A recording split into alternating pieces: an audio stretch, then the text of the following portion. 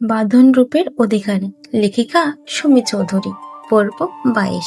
মঙ্গলবার। দেখতে দেখতে কেটে গেল 4টি দিন। এই 4 দিনে রূপার জীবনের জন্য পুরোপুরি বদলে গেছে। সকাল শুরু হয়েছে কলেজ দিয়ে, আর দিন শেষ হয়ে গেছে কেক ডেলিভারি আর ফুল বিক্রি ক্লান্তিতে। ফাঁকা সময় পেলেও সে সাকিন ভাইয়ের দোকানে বসে ফুল বিক্রি করে আর সময় মতো ছুটে যায় কেক ডেলিভারির কাজে। শরীরটা ক্লান্ত হয়ে পড়ে, কিন্তু তার চেয়েও বেশি ক্লান্ত হয়ে পড়ে মনটা, কারণ যতই কাজ করুক তার কাঙ্ক্ষিত লক্ষ্যটা এখনো অনেক দূরে। নাদিয়ার মাম্মা স্পষ্ট জানিয়ে দিয়েছেন অগ্রিম কোনো টাকা দেওয়া হবে না, আগে কাজ তারপর পারিশ্রমিক। বাধ্য হয়ে রূপা এই শর্ত মেনে নিয়েছে। সাকিন ভাইয়ের কাছ থেকে অগ্রিম 50,000 টাকা জোগাড় করতে পেরেছে ঠিকই, কিন্তু এখনো আরো 1,10,000 টাকা প্রয়োজন। সেই টাকার কথা মনে পড়লেই বুকের ভেতরটা হাহাকার করে ওঠে। বারবার হিসাব মেলে, বারবার ভাবে, কিন্তু কোনো পথ খুঁজে পায় না। তার উপর প্রতিদিন কলেজে মিথ্যা বলতে হয়। আকাশের ক্লাসটুকু করে কখনো শরীর খারাপের অজুহাতে, কখনো মায়ের অসুস্থতার কথা বলে ছুটি নিয়ে চলে আসে কাজে। প্রথম প্রথম ব্যাপারটা সহজ মনে হলেও এখন প্রতিদিন একটা অপরাধবোধ বুকের ভেতর কুড়ে কুড়ে খাই থাকে। কিন্তু উপায় কি? সময়ের সঙ্গে যুদ্ধ করা মানুষের সাথে অনেক সময় সত্য বলারও সুযোগ থাকে না। সবচেয়ে বেশি কষ্টের বিষয় হলো এই 4 দিনে বাঁধনের সাথেও তার একবারের জন্য দেখা হয়নি। বাঁধন এখন নিয়মিত সুপার কার্যালয়ে যাওয়া আসা করে, খুব সকালে বেরিয়ে যায় আর রাত গভীর করে বাড়ি ফেরে। রূপাও সারাদিন কাজ করে ব্যস্ত থাকে। একই বাড়িতে থেকেও যেন তারা দুজন ভিন্ন পৃথিবীর মানুষ হয়ে গেছে। রূপা জানেও না এই কয়েকদিনে বাঁধন কেমন আছে, আর বাঁধনও জানে না রূপা প্রতিদিন নিজের স্বপ্ন আর প্রয়োজনের মাঝখানে দাঁড়িয়ে কতটা লড়াই করে যাচ্ছে। প্রতিদিনের মতো আজও আকাশের ক্লাস শেষ করে বৃষ্টির সাহায্যে ছুটি নিয়ে রূপা দ্রুত ছুটল কেক ডেলিভারির দোকানে। দোকানে পা রাখতেই থমকে গেল। সামনে দাঁড়িয়ে আনসার শেখ, দোকানের মালিক, নাদিয়ার মামা। মুখে বিরক্তি। তিনি চিবিয়ে চিবিয়ে বললেন, প্রতিদিন এভাবে খেয়াল খুশি মতো দেরি করে আসার মানে কি? দোকান কি বাপের বাড়ি? যখন মন চাইলো নবাবজাদের মতো পা বাড়িয়ে চলে এলো। লজ্জায় মাথা নিচু করে ফেলল রূপা। এই 4 দিনে খুব ভালো করে বোঝা হয়ে গেছে আনসার শেখ বড্ড কঠিন ধাঁচের মানুষ। কাজের জায়গায় ফাঁকিবাজি একদম বরখাস্ত করে না। নিজের কান্না চেপে শান্ত জোরসোরো গলায় জবাব এলো, আই এম সরি স্যার, আসলে কলেজে একটা জরুরি ক্লাস শেষ করে বাস ধরে আসতে হয় তো, তাই মাঝে মাঝে দেরি হয়ে যায়। সন্ধিহান চোখে কিছুক্ষণ তাকিয়ে থাকলেন আনসার শেখ, তারপর চড়া গলায় প্রশ্ন করলেন, কলেজে পড়ো, সম্মানজনক ভবিষ্যৎ আছে, তাহলে এই বয়সে পড়াশোনা বাদ দিয়ে রোদে রোদে ঘুরে কেক ডেলিভারির মতো এই খাটুনির কাজ করছো কেন? দরকারটা কি? বুকটা ধক করে উঠল রূপার। গোপন সত্য ফাঁস হয়ে যাওয়ার ভয়। কিছু উত্তর চিৎকার করে দিতে ইচ্ছা করে, কিন্তু বর্তমান পরিস্থিতি সেই অনুমতি দেয় না। মুহূর্তখানের চুপ থেকে আত্মসম্মান বাঁচিয়ে ধরা গলায় রূপা উচ্চারণ করল, স্যার প্লিজ আমাকে ক্ষমা করবেন, আমি নিজের ব্যক্তিগত কোনো বিষয় নিয়ে এখানে কথা বলতে চাইছি না। মুখের চামড়া শক্ত হয়ে উঠল আনসার শেখের। আর কোনো প্রশ্ন করলেন না, তার ছেলে সুরে সংক্ষেপে নির্দেশ দিলেন, ঠিক আছে, পার্সোনাল কথা ঘরেই থাক। এখন আর দাঁড়িয়ে সময় নষ্ট না করে তাড়াতাড়ি পোশাক বদলে রেডি হয়ে যাও। একটা স্পেশাল কেকের বড় অর্ডার এসেছে, পার্সেলটা নিয়ে এক্ষুনি বের হতে হবে। মাথা নেড়ে ভেতরের রুমে থেকে পা বাড়ালো রূপা। 4 দিন তো কেটেই গেল, হাতে সময় আছে আর মাত্র 3 দিন। এই 3 দিনের মধ্যে বাকি 1,10,000 টাকা পাহাড় টপকাতে হবে। তবুও থমকে যাওয়া যাবে না। কিছু যুদ্ধ এমন হয় যেখানে ক্লান্ত হয়ে ভেঙে পড়ার অধিকার থাকলেও থমকে দাঁড়িয়ে যাওয়ার কোনো অধিকার থাকে না। অন্যদিকে বৃষ্টি আজও আগের মতো কলেজ ফাঁকি দিয়ে শাকিন ভাইয়ের দোকানের দিকে পা বাড়ালো। উদ্দেশ্য একটাই, রূপার হয়ে ফুল বিক্রি করা, কারণ রূপা সবসময় দোকানে থাকতে পারে না। রূপার মূল কাজ কেক ডেলিভারি। দিনের বেশিরভাগ সময়ই রূপার রাস্তায় রাস্তায় ছুটে বেড়াতে হয়। তাই ফুলের দোকানে রূপা থাকে শুধু অল্প কিছু সময়ের জন্য, আর সেই অল্প সময়ের ভিত্তিতেই রূপার স্যালারি ধরা হয়েছে মাত্র 3,000। কিন্তু সময়ের সাথে সাথে সেও অল্প সময়টা যেন নীরবে বদলে গেছে দায়িত্বে। কারণ রূপা না থাকলেও দোকানের কাজ থেমে থাকে না, আর সেই শূন্য জায়গাটা নিঃশব্দে ভরে দিয়েছে বৃষ্টি। প্রতিদিন সকাল থেকে দুপুর, আবার দুপুর থেকে বিকেল, বৃষ্টি রূপার হয়ে পুরো দোকান সামলায়, ফুল সাজায়, ক্রেতাদের সাথে কথা বলে, আর একা হাতে গুছিয়ে রাখে পুরো কাজের ভার। বৃষ্টির এই নিঃশব্দ পরিশ্রমে ধীরে ধীরে স্যালারিটাও বেড়ে 6,000-এ পৌঁছে গেছে। যদিও এসব কোনো কিছুই রূপা জানে না, আর জানলেও রূপা কোনোভাবে এটা মেনে নিত না। এটা বৃষ্টি খুব ভালো করেই জানে। দোকানে পৌঁছে বৃষ্টি ধীরে ধীরে ভেতরে ঢুকে সাকিন ভাইয়ের দিকে তাকিয়ে শান্ত স্বরে বলল, আসসালামু আলাইকুম সাকিন ভাইয়া, কেমন আছেন? মুখে একটা চেনা সাকিনের হাসি ফুটে উঠল। ওয়ালাইকুম আসসালাম। হ্যাঁ রে বোন, ভালোই আছি। তা তোমার কি খবর?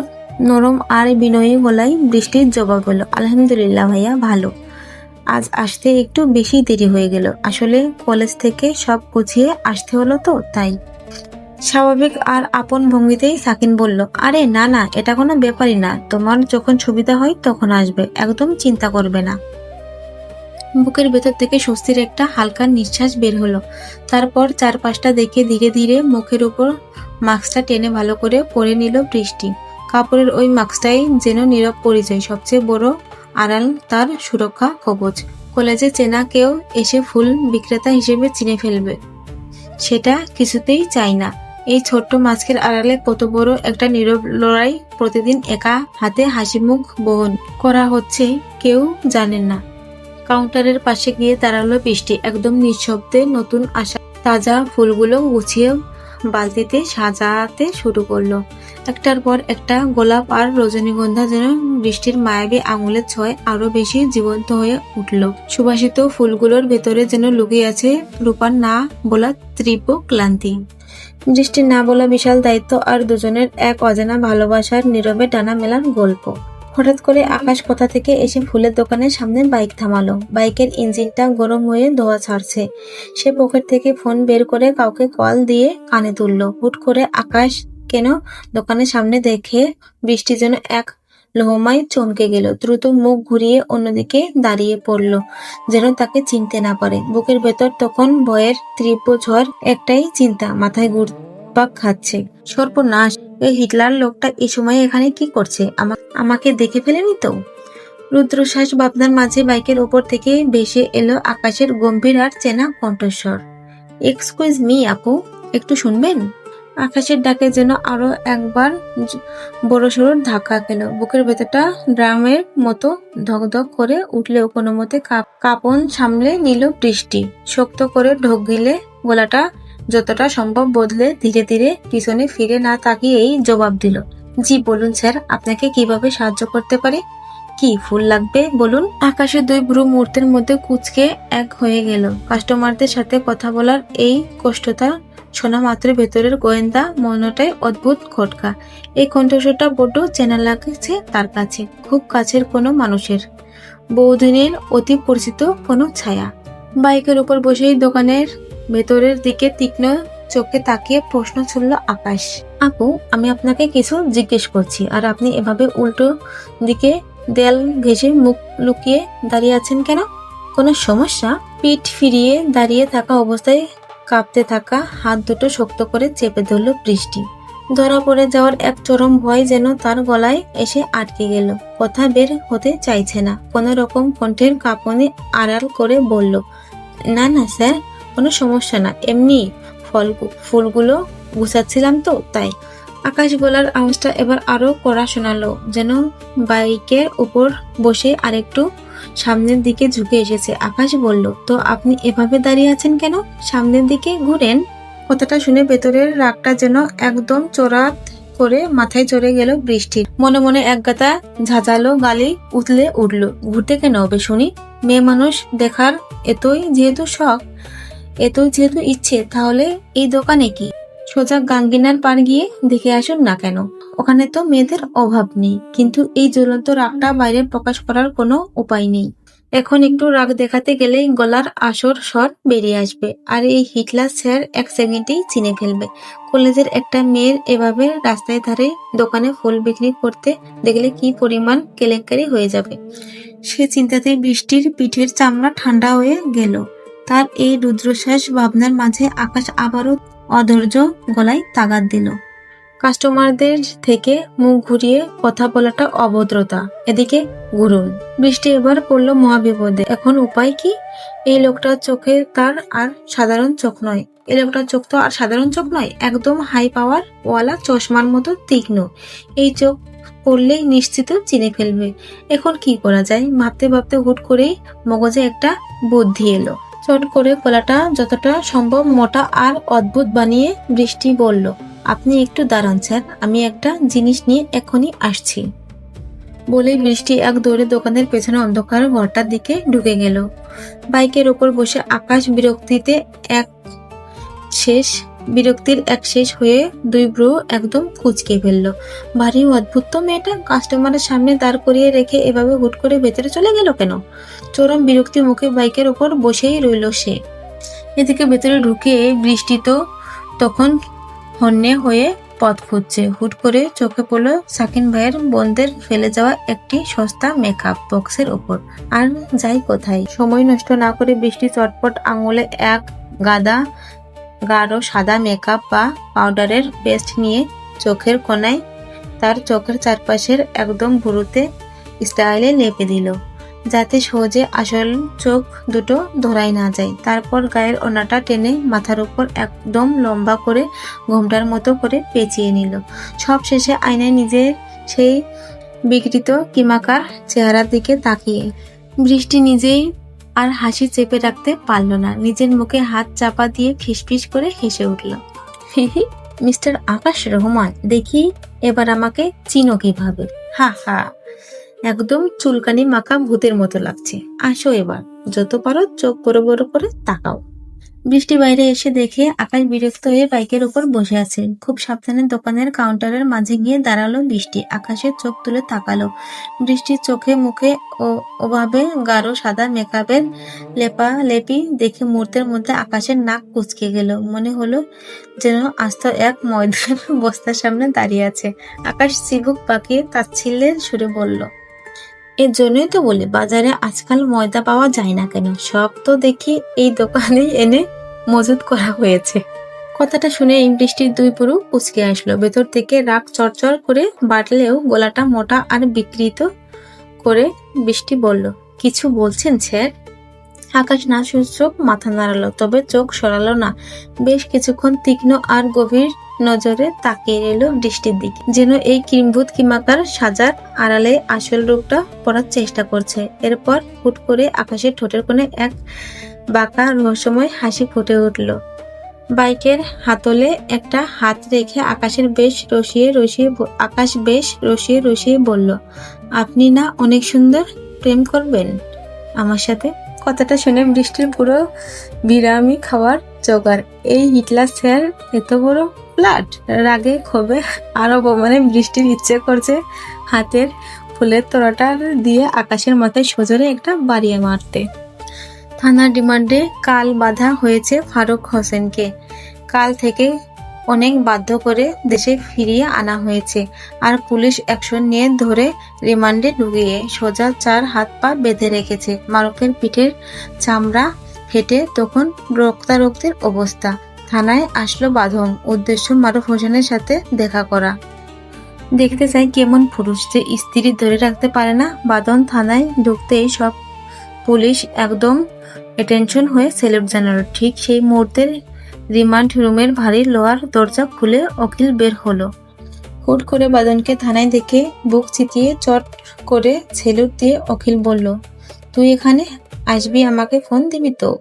বাঁধন এসবের কোনো উত্তর না দিয়ে হাত তুলে সেলুটের রিসিভ করলো। তারপর একদম গম্ভীর মেহেদি গলায় প্রশ্ন করলো, মারুফ হোসেন কোন ছেলে? অখিল তৎক্ষণাৎ নিজের বন্ধুমূল ভুলে একদম প্রফেশনাল টোনে সোজা হয়ে দাঁড়িয়ে জবাব দিল, 3 নম্বর ইন্টারোগেশন সেলে ক্লোজড জেরা চলছে।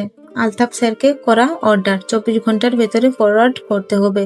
ফরেন কারেন্সি আর স্মাগলিংয়ের সোর্সগুলোর খোঁজে 3rd ডিগ্রি দেওয়া হচ্ছে। বাঁধন ঠান্ডা চোখে হার্মিক করা দৃষ্টিতে তাকিয়ে সংক্ষেপে জানতে চাইল, কি ওগলাল?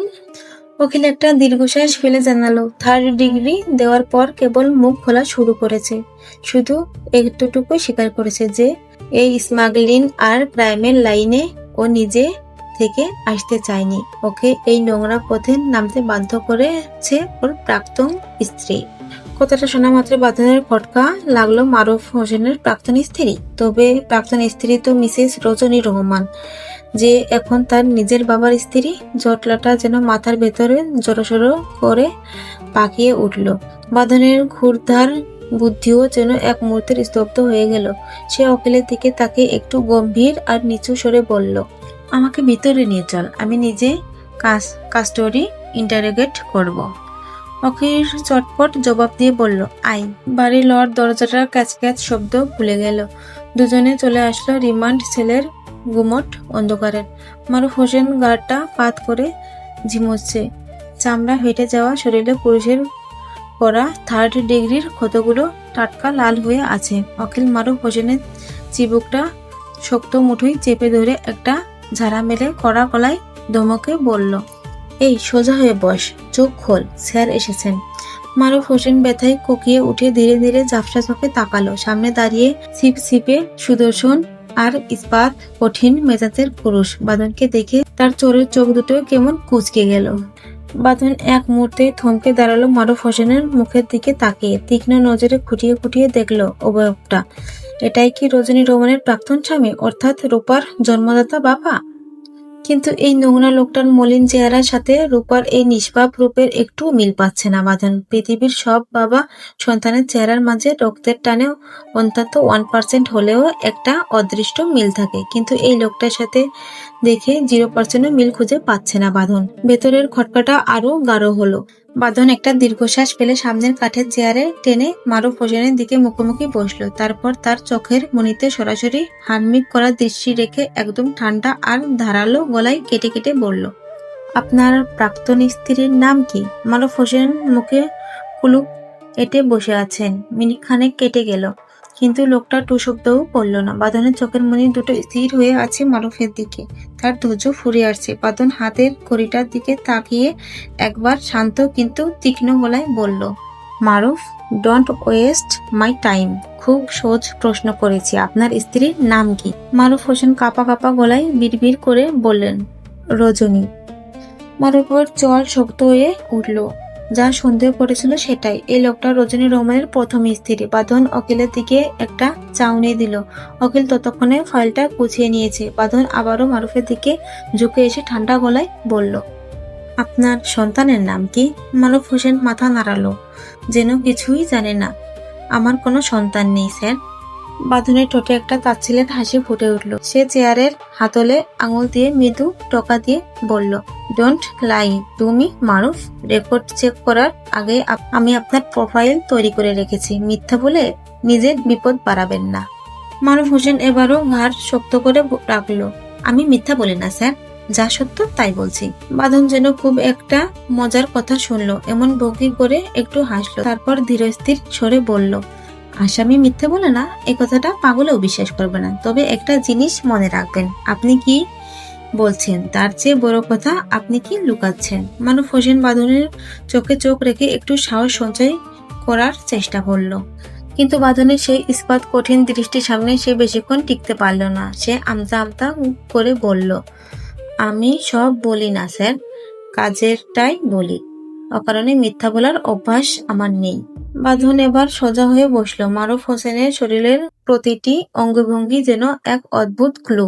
সে একদম স্থির দৃষ্টিতে তাকিয়ে বলল, তার মানে আপনি স্বীকার করছেন আপনার কোনো সন্তান নেই? মারুফ হোসেন একটু ইতস্তত করে মাথা নাড়ালো।